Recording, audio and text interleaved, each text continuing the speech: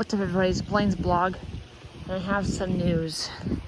We had freezing rain last night, and there's ice.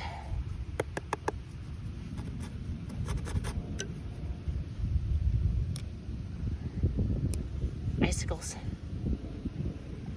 The poor little seedling is gonna probably die, and all these ice all over him.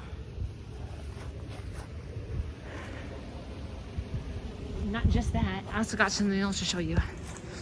Look right there, see that? That's some sleet. On the roof, that's sleet. So we had some wintry weather last night. This is not the snowstorm. The snowstorm's coming Sunday night. This is just the ice storm that happened.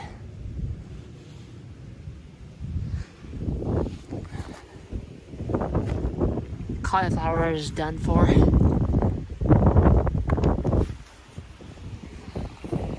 Alright guys, see you in the next one. The next video will be the snowstorm.